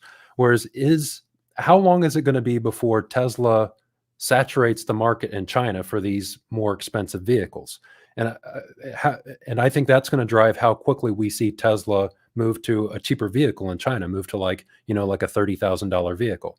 Now, bear in mind, I understand that even if Tesla, I don't think they have saturated the market in China yet. And if they do, they can shift those vehicles around to different parts of the world. But how much greater is the market in terms of total vehicles in the US and Europe for these expensive vehicles? Because these are expensive vehicles for us. And we're in a country that has a much larger, more robust, or larger per person, more earnings per person. Whereas China, it's a different dynamic. I think on that I can actually give a little bit of an answer. So China and India, in fact, both of these markets, what's happening is China has around like the top 5% of the population is where we see that there's like one $50,000 car, like more than $50,000 car for at least two people, so two-person family. And in India, we see that with the top 3%. And if you just extend it out to, about 1 billion people each, right, we see that the size of the market for, I'd say, these expensive luxury vehicles is pretty large, right? So billion, 5% is what, about 5 million vehicles? In India, 3 million vehicles, potentially. 2 to 3 million vehicles overall. That's what I'm saying. Like, and if you, let's say that they're going to buy a new car every 3 or 5 years, that sort of tells us that there is still a pretty large market that's available, at least 1 million units a year in China, at least maybe, a little bit less in India, but Tesla's far from actually capturing like a large part of what the available market is. It's just my thought. I think what's interesting about that comment too is like 5% of China's population is equivalent to 20% of the US because they have 4 times the population as well. That's a lot of fucking people. Excuse my French. That's still 60 million people. That's a lot of people, bro. So you think about like the implications of that. Sorry, I just wanted to throw that out there too, because that's like 5% in my head. I'm like, wow, like that's the market of people that could afford a Tesla today in China seems small, but it's equivalent to 20% of the US. And if 20%, like how many people in the US right now buy cars? It's probably not, like 50%? I'm going to look it up, but it's still a lot. There's still a lot of room to grow there. Sorry, I just wanted to throw that out there. Yeah, no, and Farzad, just to add, the thing about the US is that the density of vehicles to humans is almost 1:1. Yeah. But in markets like China and India, it's actually a lot less. India is probably, 15 or 18:1 at best. China is a little better, but still nowhere close to the US. Got it. Cars and guns, baby. Cars and guns. Anybody else have any thoughts around this topic here? Well, I think the other thing that you can start to think of is like, what's the next step?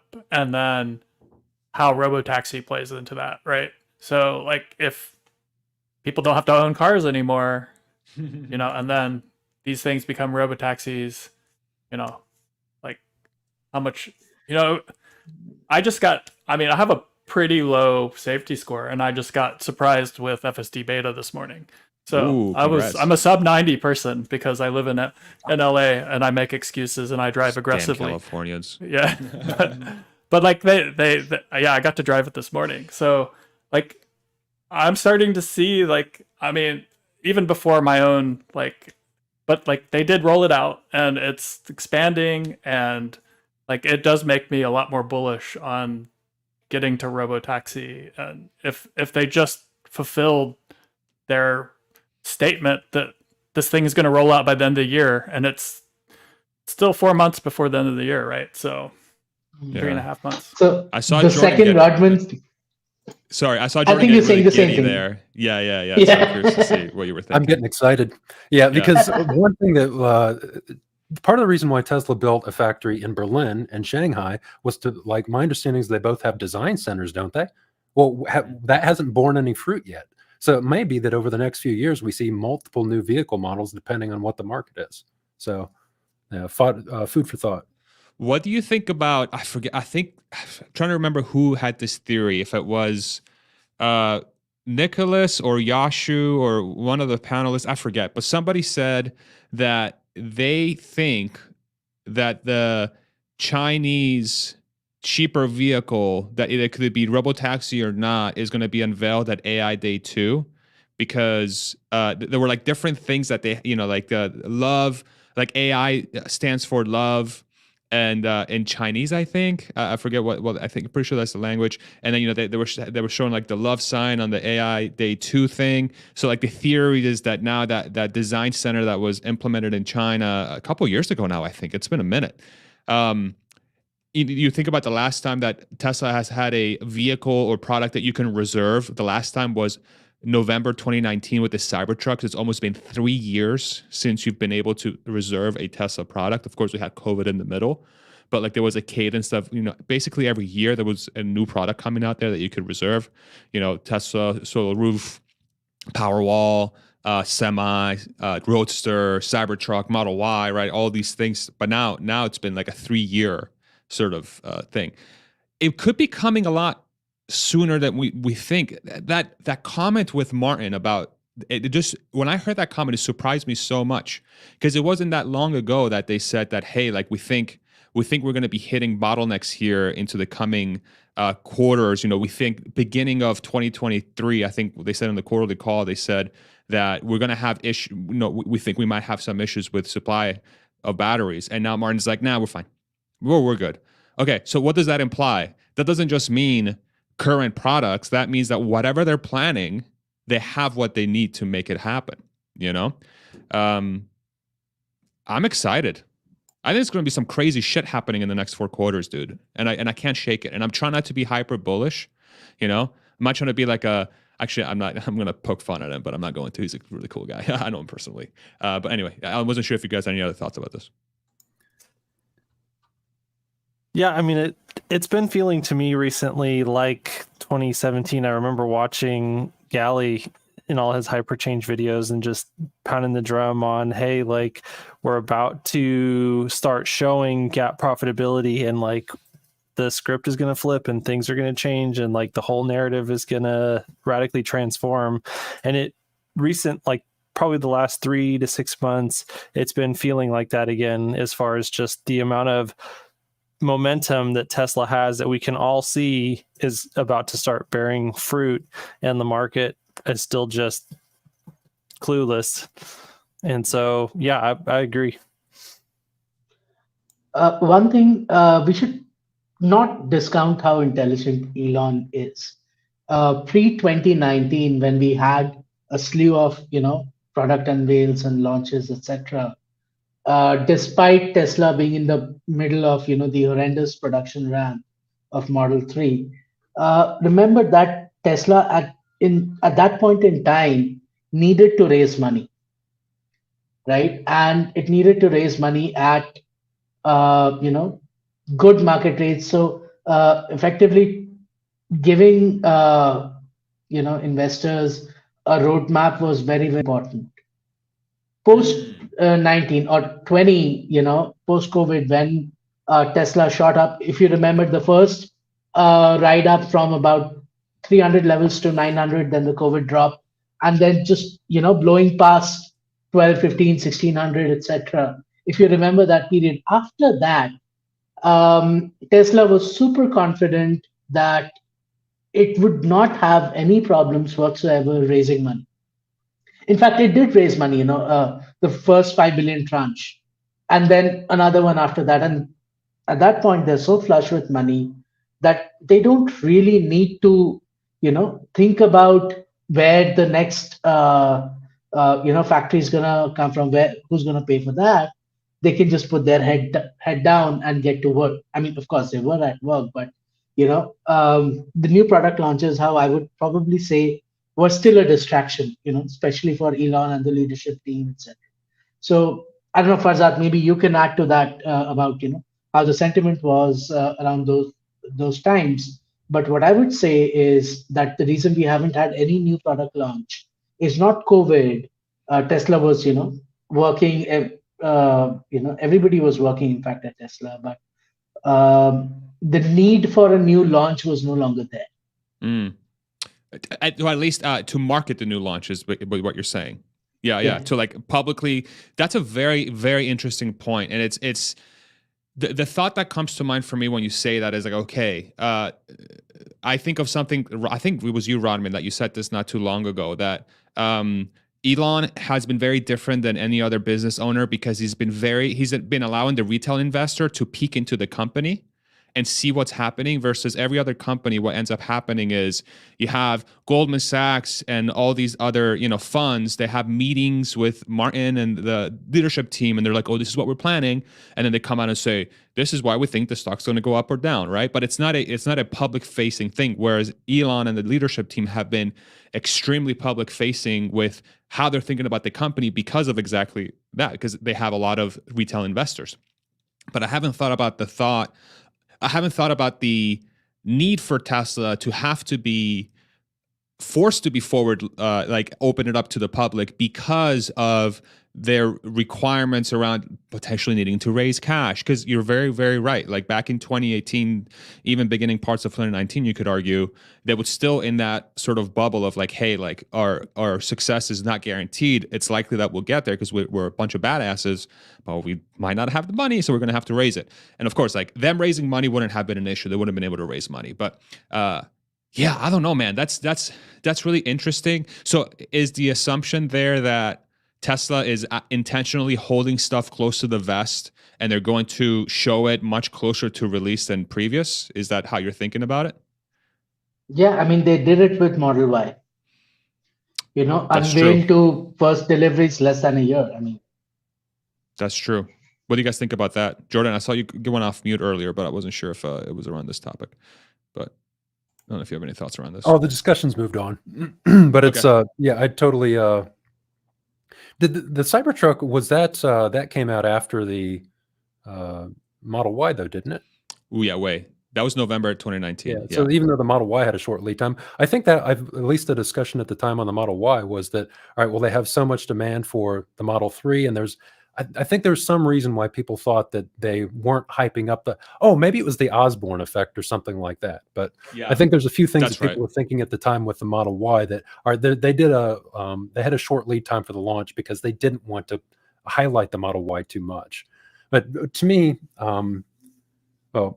nobody has, who knows what's going on in the upper levels of Tesla. But to me, it feels like there's been a pig in the python. They released all these products, and the Cybertruck was supposed to launch this year. The Semi, that was unveiled several years ago. So there's all these products they had to work through.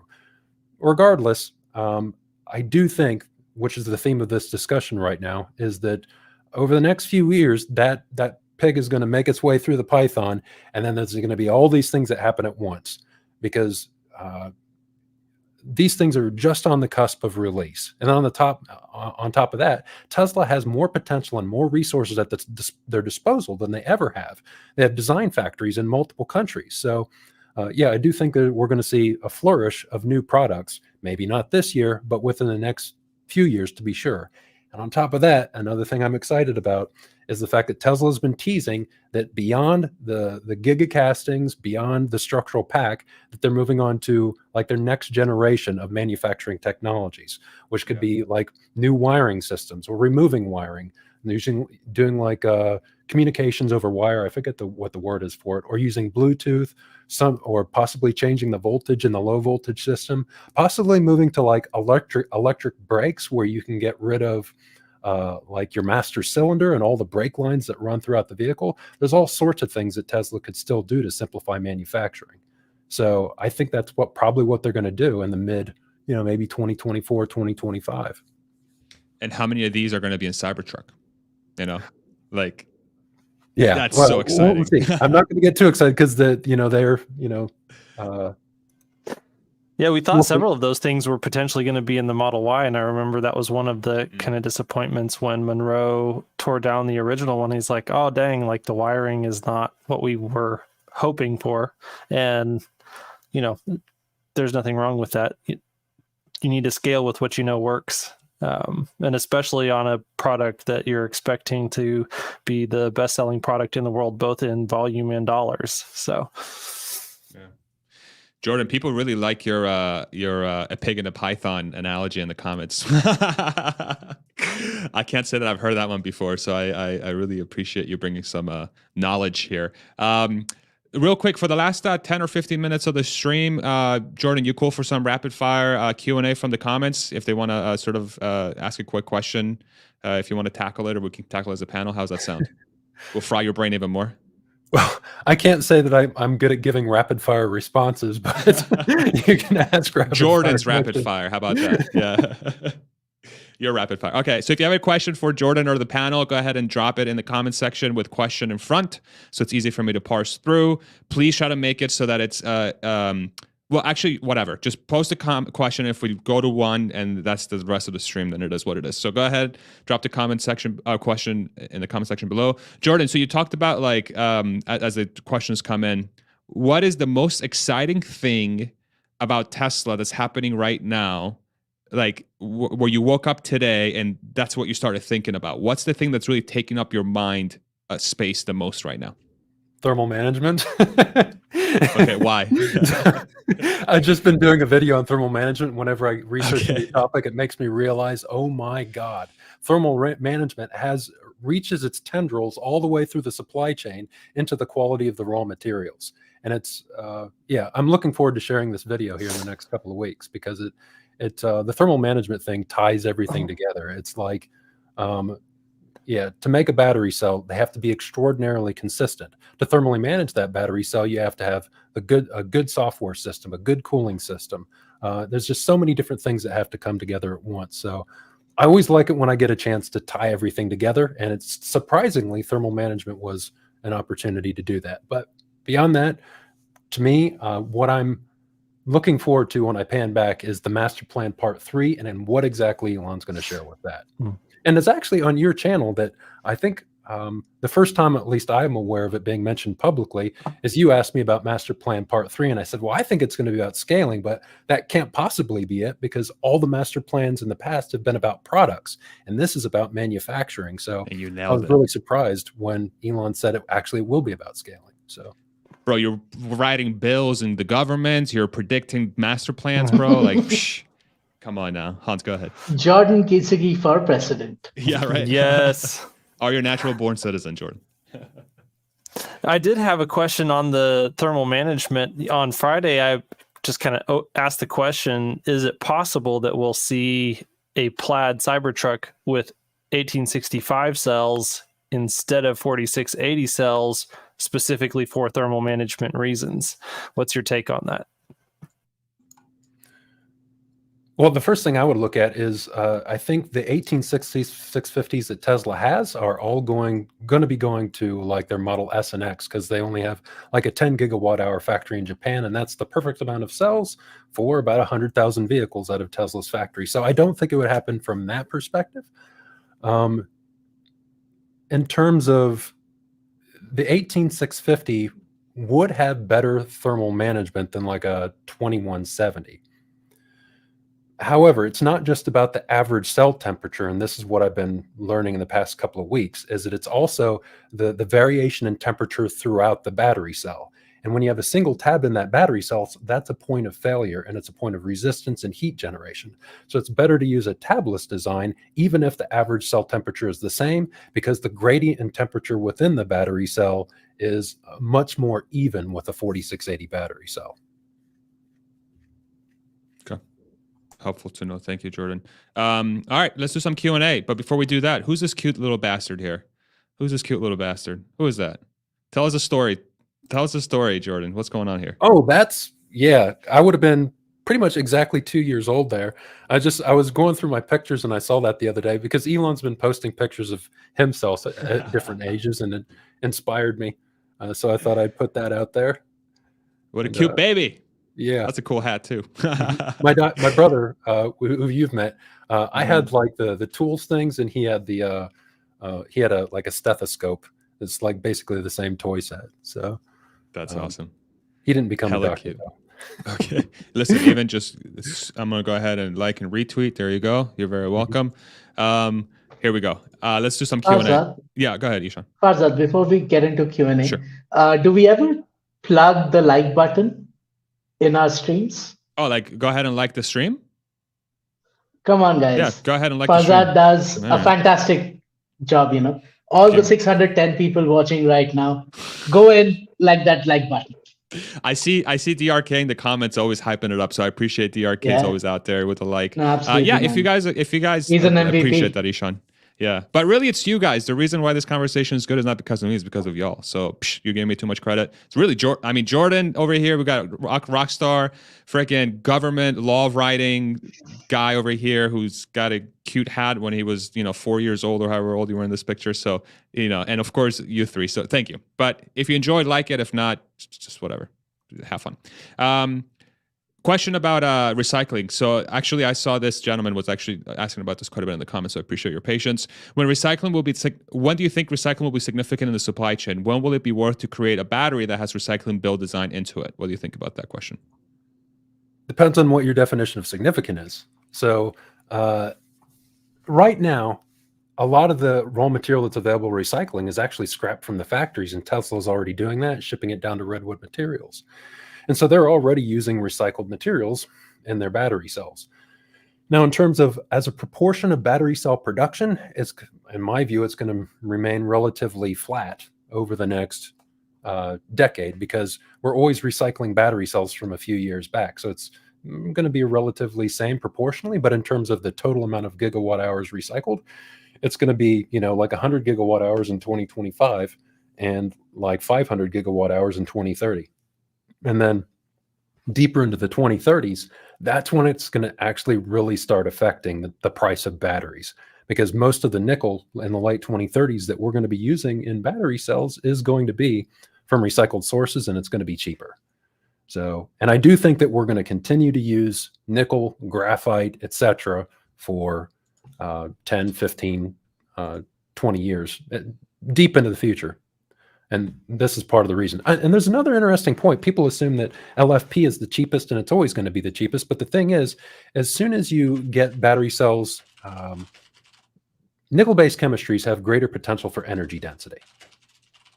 And at a certain point, there's a point where the price of LFP battery cells and nickel-based battery cells are almost the same price deep in the future. So you're going to have nickel-based battery cells that are roughly the same price as iron-based battery cells. But the reason why we're shifting to LFP is because we can scale that more quickly. So yeah, we're going to continue to, moral of the story, we're going to keep using nickel-based cells for a long time in the future, and they will get surprisingly cheap. So I think the second part of the question was more interesting, which is, design for recycling. One of the things that came out of Munro's videos was, that pink gunk that essentially held the structural pack together. It rendered like the entire pack is one unit, and you could just not take it out, right? So a cell goes bad, or 10% of the cells go bad, the entire pack is shipped to Redwood. Whereas again, SAIC through their, so one of my friends has an NG ZS EV, and what they do is, like, if any of the cells go bad, they just take it out, put a new one in, and they're going to do it for 8 years. And perhaps from a use of cells perspective, I don't know if at scale it still holds true or not, but perhaps that's a better way to manage cells. So inherently Tesla structural pack is designed to not, so if it goes below a threshold, the whole pack goes into recycling. Is that like, what do you think of that design? I think Tesla already tries to design as much as possible recycling, the future potential recycling into their products. And the reason I have this view is because some of their former employees have started companies in recycling, and they talk about this very thing. It's the disassembly. And well, from Tesla's perspective, the best way to do it is just to throw that battery into a grinder, mechanically, chemically, and thermally separate everything. So it doesn't really matter how you build the battery pack itself if you have something that kind of it's like the Mr. Fusion from Back to the Future, where you can throw anything into it and it spits out energy, except this is throwing in any material and it spits out the raw materials you want. The Giga Grinder. Nice. Patent pending.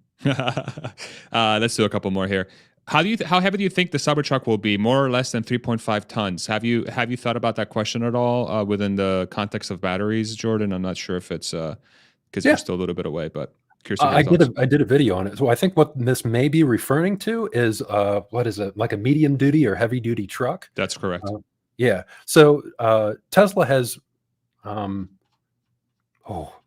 went into depth on it in a video, so it's probably best to reference that video where I go into the details of the Cybertruck and how much I'll weigh and what the implications are of Tesla registering it as like a Class 2B vehicle or something like that. And the conclusion I came to is we're safe in terms of like a driver's license perspective, that you won't need a special license for it, and that it's probably going to be about, depending on which trim you're looking at, comparable to the weight of an F-150, just as Tesla said. But I think it's going to be comparable to the weight of like a larger F-150 with like a crew cab, etc. Because Teslas will be like a crew cab, basically. Yeah. Makes sense. Let's do one more here, and then we'll give you some time to plug your stuff here, Jordan. How close are we to a structural density that would support Elon's electric VTOL, so vehicle takeoff or landing? Any thoughts around that? It depends on what your expectations of the VTOL are. If you're looking for something local or regional, then I think we're like Tesla has the ability to do something like that right now. It's when you get into long range, it's different. But my viewpoint was that Tesla should start developing a VTOL in the mid-2020s, and it's going to take a long time to get it through all the regulatory hurdles. And then we might see like a release, in the early 2030s, and maybe really hit scale in the mid-2030s, because there's a whole lot of regulatory hoops. And that's the point where Tesla will potentially have spare battery cells, and battery cells of the right energy density to make it worthwhile. We're going down a rabbit hole now, but I don't think they'll stop. If they do a VTOL, it's not going to make sense to stop at the VTOL. I think they're going to redo the entire airline industry to where you have point-to-point connections rather than hub and spoke. And it's going to completely change. Like, all right, do we need all this security and all this other bullshit if we're just using these things like buses from point to point and they only carry like 10 people or something like that? Can we sidestep all those regulations and bring us back to a flying experience that's like, much less painful? Because flying is a fucking bitch. It is, dude. I've been dying to ask this question to Chuck Cook, because he's a pilot and he's I think a director for JetBlue. I believe he's like a pretty high ranking person in one of the airlines, and like I've been trying to get his thoughts around this, like, because the airline industry seems so ripe for disruption, that this could very well happen here in the next 5 to 10 years. We're going to start seeing a shift from an airline perspective. Ishan, I know you had a few thoughts as well, but I think SpaceX is going to take care of intercontinental travel, and subcontinental. I think that this hub and spoke model will sort of work with SpaceX doing the long hop and this being potentially an eVTOL.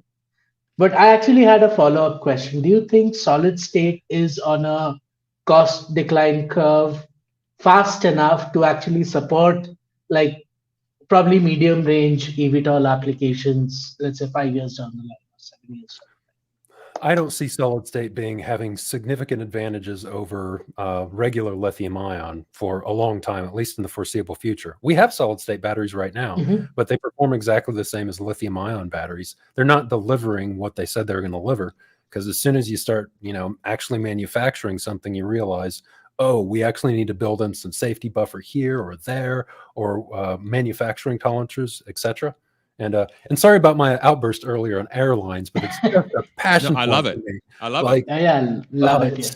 It's because I used to fly back and forth between New Zealand and the US every year. And there's certain points where it's just, especially during COVID, it was so stressful. I actually got to the point where I chartered a private plane from Chicago to near my hometown, just so I could make sure that I got back home in a reasonable time. It cost like, I don't know, $900, something like that. So Crazy. Yeah.